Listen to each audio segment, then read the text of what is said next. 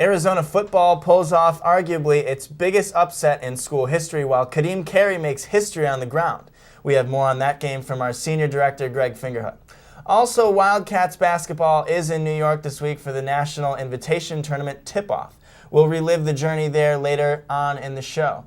And as always, we'll cap things off with our Monday Night Football picks in 30 seconds. All this and more to come on Dorm Room Sports Chat.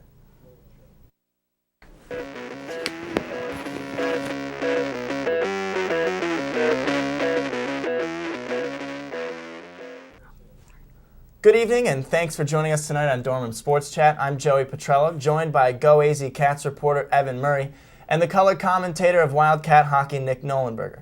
Cam is back in Los Angeles with his family for Thanksgiving.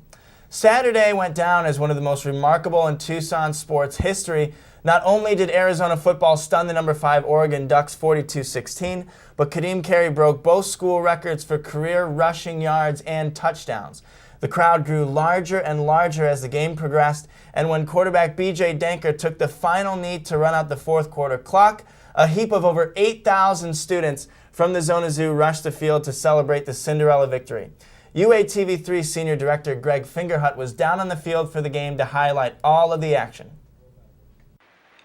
It was an uncharacteristically cold and wet weekend in Tucson, matching the mood around the team prior to Saturday's nationally televised matchup between Arizona and number 5 University of Oregon. Coming off of a home loss to Washington State, the Wildcats were a 20.5-point underdog to the Ducks. It was also the last home game of the season and the last chance for the home fans to see seniors B.J. Danker, Shaquille Richardson, and more than likely junior Kadeem Carey, who will likely forego his final year of college and enter the NFL draft. The Tucson native has become a real hometown hero, from a standout recruit at Canyon del Oro High School to one of the best running backs the Wildcat fans have ever seen. And he put on quite a potentially final show for the hometown fans. He was the workhorse for the Wildcats, accumulating 48 carries for 206 yards and 4 touchdowns against a Duck defense that simply had no answer for Arizona's rushing attack. It was a record-breaking day for Carey, breaking school records both for yards, with 3,824 set by Trung Candidate from 1996 to 1999, and career total touchdowns with 48 set by Art Lupino in the mid-1950s by running back in a collegiate career at the University of Arizona. Quarterback B.J. Danker also had a great game with his legs, rushing for 102 yards over 14 carries. Throwing-wise, he had an extremely efficient game, going 19 for 22 for 178 yards with 2 touchdowns and 0 interceptions. Oregon quarterback Marcus Mariota's Heisman chances took a major hit on Saturday, throwing his first 2 interceptions of the season against the Wildcat defense. It was the 3 turnovers forced by the Arizona defense that was the most important factor in the game, especially when the Arizona offense did not turn over the ball once. Realistically, most Arizona supporters weren't expecting even a close game, let alone a blowout that would go in the Wildcats' favor. And when the rain stopped after the first quarter, and that Tucson sun peeked its head out after halftime, the fans who braved the storm got to experience a once-in-a-lifetime game. By the end of the third quarter, the score was an astounding 35-9, and the mood around the stadium was at a fever pitch. By the time the final score read 42-16, it felt like a celebration of the players playing their final game at Arizona Stadium and the seniors in Zona Zoo watching their final game as students at the University of Arizona. When the clock stopped, it was inevitable that the fans would want to celebrate with the players on the field, creating a very special experience for both the fans and the players involved.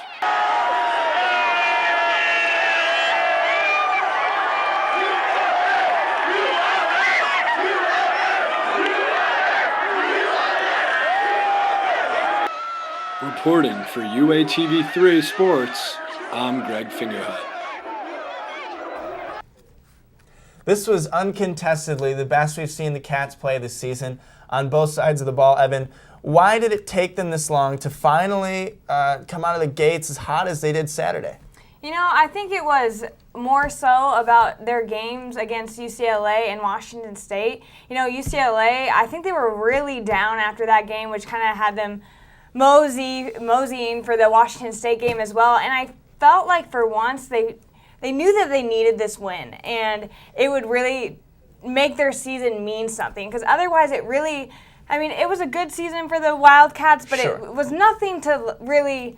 Nothing Write was, home about. Right, exactly. And, Kadeem Carey said in the press conference that, he was walking by little posters in the facility that were marking their upsets from the past years. And he's like, we haven't had an upset this year, and they needed one. And that's exactly their attitude when they came out onto that field is, it was complete domination. It wasn't just a fluke. It was Arizona really came to play, and, it was their mental aspect of that game, I think, that really drove them to be so successful on the field.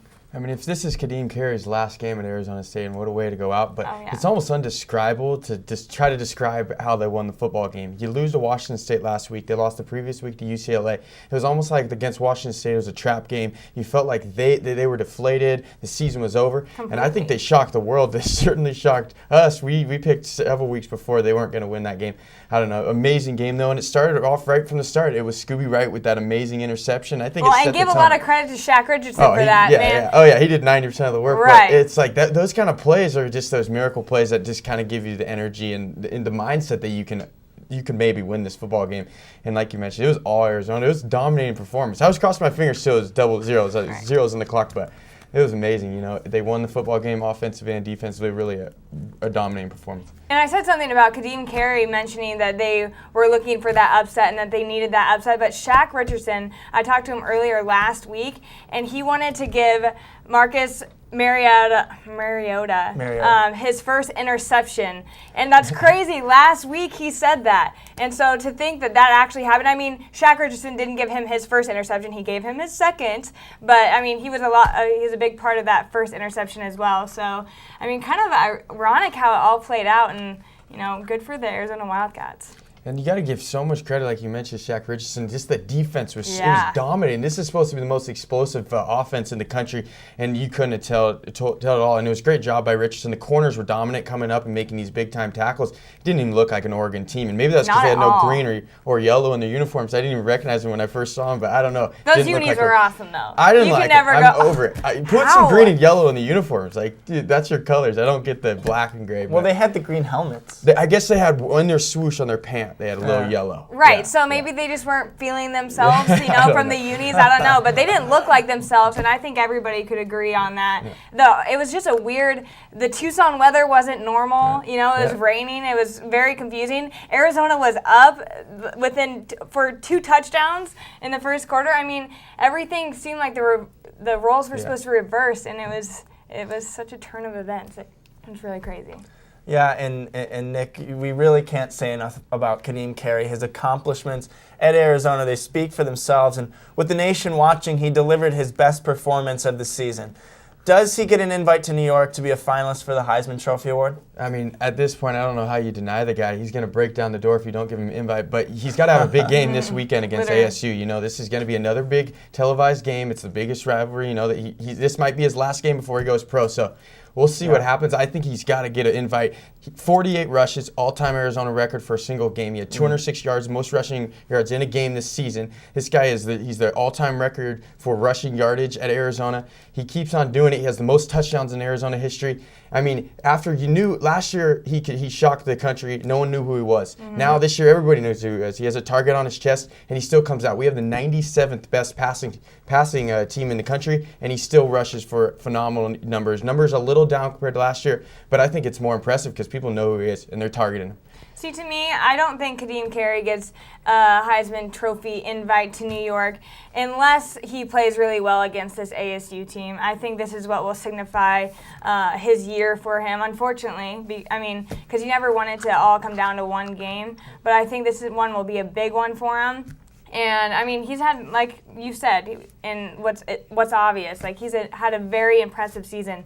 But it comes down to this next game where, he's going to be the target, and they're going to want to knock him down, and, it's going to really be up to him. And we all know that. We've seen Kadeem have 5 guys on his back just still running. So I think that if he has a great performance against ASU, he will be invited to that ceremony. And strangely enough, critics are still saying he's no more than a second-round draft pick, which is, and I think that he could definitely prove them wrong with a big game against ASU Right, as well. absolutely. I think the biggest thing was against Oregon, though. Number 5 team in the country was nationally televised. Most of these voters are East Coast guys, so they don't see Kadeem out here. He gets forgotten, he gets lost in the shuffle, and he absolutely dominated. So we'll see. I mean, it is a long shot. If you went a week before when they lost to Washington State, there's no way you'd even consider him. And most of the time, it more has to do with how your team's doing. You have to have a good year, but if you have a good football team, then people start talking about you. So that's a little bit of the issue. Arizona's only 7-4. But you got to give him some credit. He's making one heck of a push to end the season. Well, if the Wildcats are able to beat ASU and then they win the bowl game that they play in, Kadeem will certainly have no unfinished business left here in Tucson. The Wildcats are off to ASU this week, as we were just talking about, and history has shown that anything can happen in these games, no matter who is the favored team. What does Arizona need to do to pull off another upset and finish the regular season 8-4? I mean, I think we can start with the pass rush. The pass rush has to be on point. Taylor Kelly is extremely talented, athletic, and smart. He reads defenses really well. So I think pass rush is so important in this game. And more than anything, get Kadeem going. Stick to what Arizona knows. And I think that Arizona really did that well against Oregon, even though, I mean, they had a nearly perfect game against Oregon. Not saying that they need to do that to beat ASU, but BJ needs to be running the ball like he does. Washington State, I think he lost that a little bit. So I think they need to stick to Arizona football, and that's the most important thing. And add the pass rush, a little bit more pass rush there instead of the past few games besides Oregon, it's been down. So I think that's very important, just to stop Taylor Kelly. Yeah, it's funny how one win just changes the expectations. Right? They had lost to Oregon, whooped, it would have been like, they really have no chance, but all of a sudden now you got a game. But we talked about earlier in our previous shows, this game is always up in the air. You get these rivalry games, you never know who wins. It usually is the underdog who ends up winning. We'll have to wait and see, but I think Arizona's got a great shot. They got to keep feeding Kadeem, and like you mentioned with Kelly, he likes to take big shots. It's Arizona defense, with that 3-3-5, they're going to let up the under the smaller, shorter throws, but those deep balls are going to be limited because they've got the 5 DBs. So we'll just have to wait and see. It's going to be a heck of a matchup, and there's some hype. This game is actually worth something now from what it wasn't 2 weeks ago. Absolutely, and the away team, just a little stat here, the away team has a little bit of a stat. The last 4 years, the away team has won. So that's always interesting to see that. And then let's talk about things to lose. ASU will lose if Arizona were to beat ASU. ASU would lose home field advantage for the Stanford-Arizona State game. And so, therefore, making their way to the Rose Bowl would be a little tougher if Arizona were to beat them. And then, Kadeem Carey, they have that to lose, because if he has a good game against ASU, then the Heisman is looking a little bit prettier for him. Interestingly enough, even in the 2010 game, Arizona went in with a fourth quarter lead. They eventually lost it. In 2011, ASU went in with a fourth quarter lead. They lost it, and then last season, the Wildcats again came in with a fourth quarter lead and lost it. So it's it's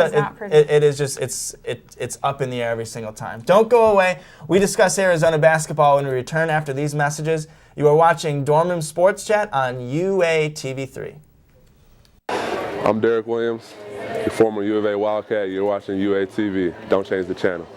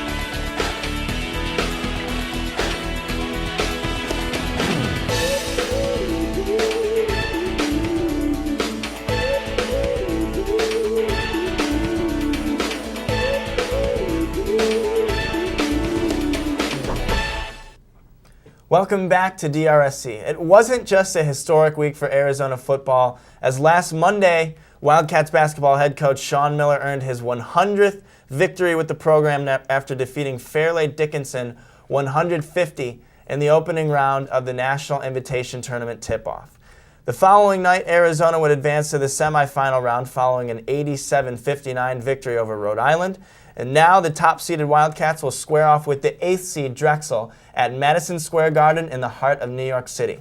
Drexel upset the number 6 seed Elon and the 4th seeded Rutgers to get back to the Big Apple. So, Evan, the NCAA will never admit it, but looking at the matchups on both teams' schedule, the tournament was pretty much designed to have Arizona and Duke in the finals. So is there any chance Drexel or Alabama could pull off an upset? I mean, I think the game against Vermont and Duke shows you that, I mean, anything can happen, and even more so, Alabama's not a bad team. You know, they have basketball history. They are capable of these upsets. Drexel as well. I mean, Drexel isn't a known basketball program, but they give UCLA a run for their money earlier in the year, and they beat off Rutgers, which is normally a pretty good basketball program as well. When they don't have their head coach throwing basketballs at them in right, practice. Exactly, which is questionable behavior. Former head coach now. Right, exactly. But, I mean, I think upsets are always there, and that just shows with Vermont and Duke. I mean, Duke barely squeaked by them. And not only, I mean, it exposed Duke's weaknesses as well. I mean, they're not cohesive as a defense, and there's a lot of holes in their system. And I think that, you know, upsets in a tournament like that are bound to happen. So as much as everybody, I think, wants to see Duke in Arizona, anything is possible, and I think November college basketball this year has really shown that, because it's really been like a whirlwind of different upsets and players. So, I mean, I think anything is possible. I mean, I agree. It's funny because it has been a whirlwind at the top. They all these high-ranked teams, but they're ranked because it's all of potential. These are It's these top 25 guys that are coming in and blowing away the country with their athleticism, but they're still young. And like you mentioned, Duke is a little shoddy defensively, so anything's possible. I know the country's crossing their fingers because they want to see Arizona Duke, and I personally want to too. Not to be biased, just because that's going to be a heck of a ball game. So, I mean, I don't necessarily see an upset happen, but you could see both teams kind of looking forward, expecting to get to the championship and kind of let one of these teams upset them, but I kind of doubt it. Yeah, and I think Duke, the problem with the Duke game was that Duke kind of waltzed in there, Cameron Indoor, their own home, and thought that they would show up Vermont. And when you have that attitude, upsets happen. So Arizona and both Duke need to play their same game, be efficient, and upsets probably won't happen. This Arizona team is so strong, and I think the odds of them getting upset very often this year are slim. But once again, anything can happen as long as they can show that they're going to play Arizona basketball. And Nick, if the Wildcats and Blue Devils do end up in the finals, the headline will be the top-tier freshman showdown between Arizona's Aaron Gordon and Duke's Jabari Parker. It's to compare and contrast the skills of these two players and give us a breakdown for the game if they do end up playing. Well, yeah, if they do, it's going to be definitely a superstar showdown, but a very similar size. I mean, Gordon's about maybe an inch taller. I mean, he's got a little bit shorter wingspan. You couldn't tell he's very lengthy, but different games. I mean, I think Gordon, he came in a little, his defense was underrated, and he's shown since he's been at Arizona in a short period of time that he's quite good rebounding basketball and defensively. Parker's more of a natural shooter. He's got NBA range. He can create off the dribble. He's excellent, more of an offensive gifted kind of guy, but Gordon's going to be bigger. He's going to get down in the gritty areas. So size-wise, they're really similar. Style-wise, they're almost completely opposite. I mean, so far, Parker's put up much better numbers as far as points per game. That's every game he's scored over 20 points. So far, Gordon has not got up to the 20 mark yet, but they're just different styles. So we'll have to see. Both guys are going to be superstars, and it's going to be fun to watch. Not to mention, Arizona does use Aaron Gordon a lot less than Duke uses Jabari Parker, but Aaron Gordon isn't developed as a wing player, kind of like you said. Jabari Parker is very strong on the wing, and he can beat up inside too, but Aaron Gordon is resilient in a way that I've never seen a player, and I don't think Jabari Parker has that fire in him like Aaron Gordon does. I mean, most of Aaron Gordon's points are putbacks or offensive rebounds, so I think he has that edge on him. And not to mention, I mean, we talked about Duke's defensive weakness. Arizona is so strong defensively, and that's really where we can, or they can. One of, if Arizona, going off that, Arizona, one of, if not the best defenses in the country. Absolutely. And when you're playing a team that isn't as strong on defense, it really gives you that advantage on them. I found it, sorry to break you off, Joey, I just found it really interesting. I read something about Nick Johnson saying they were watching Jabari Parker and when Andrew Wiggins, they matched up, and Aaron Gord's watched the game, he's taking notes, something that surprised Nick Johnson as a freshman, and that just shows how well-rounded this kid. He's mature, he's only 18 years old, but he's mature, and he works hard, he's going to get in those gritty areas, but he's underrated for his offensive skills sometimes. I think people sometimes underrate his shooting from the perimeter. I think he's only a 50% shooter, but he can knock down a three when he needs to. So, I mean, we'll see. They're both so athletic, and they're different, though. And that's the kind of fun thing is they have different games, but they're just very talented, both of them. Gordon is definitely a student of the game. And again, if Arizona and Duke are in the finals, the Blue Devils will have already faced a top 5 program this season, and then the 5th-ranked Kansas, and now they're ranked number 2 in the polls. How much will that hurt the Wildcats having not played the competition of anywhere near that level yet? You know, honestly, I don't think it's going to affect them that much. I think this team is strong mentally, and I think that's what it takes to not be shaken by these teams that are top 5 teams or whatever the case. I mean, SDSU was a really tough environment, and I know people don't give a lot of credit to that game. But they're not Kansas. No, they're and absolutely not. And you'd be the first one to say Believe that. me, You're I know that. You're the Kansas girl. I know, and Kansas gave them a hard time and obviously beat Duke, but, I mean, obviously beat Duke. No, but I think SDSU was a tough game for them. SDSU is not Kansas by any stretch, but I think the mental mental strength. There you go. Sure. I can't talk today. The mental strength of this team is really what's going to set them apart, and just their motivation to do really well. I mean, like you said, Aaron Gordon's sitting there taking notes of while watching a game. That just shows that they're not going to come unprepared. I expect Duke to bring the heat as well. But don't change the channel. Our Monday Night Football picks in a game of 30 seconds due when we come back. You are watching Dorman Sports Chat on UA TV3. Hi, it's David Hasselhoff, the Hawk. Get Hawk with UA TV. Stay tuned. Don't change the dial.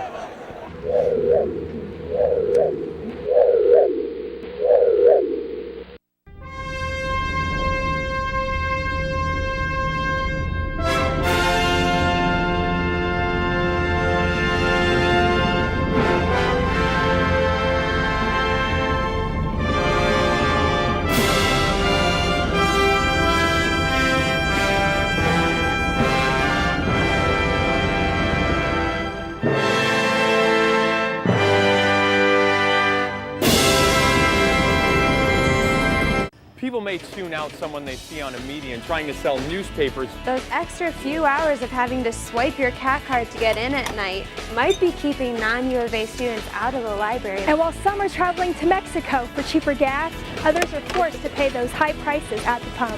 Students and parents are always invited to come cheer on the Wildcats. We'll see you back here next week for another edition of Wildcast.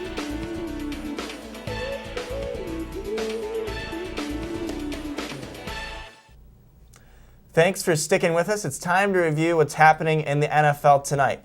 Right now, the San Francisco 49ers are leading the Washington Redskins at FedEx Field. The score is 27-6 in favor of the Niners. Now, for our Monday night picks, we all picked the 49ers, so we'll all improve to 2-3. Yes. However, Evan, you were closest. Or excuse me, no, Nick was closest. But really, I nailed it on the on the final You had the 49ers score. Yeah, Evan at least give me credit. Evan at least picked the Niners to score 27 points. That's pretty good. And that looks like it'll stay because there's only about 2 minutes and 38 seconds to go in the fourth quarter. Nick had 24-13 Washington. Personally, I thought it was going to be a little bit closer of a game. I thought it was going to be 24-21. San Francisco over Washington because the game was in FedEx Field. So I don't know. What are your guys' thoughts on the game? I mean, it was for me. I expected the Redskins to score a little bit more as well. I didn't expect it to be that big of a difference, but I mean, it's hard to tell.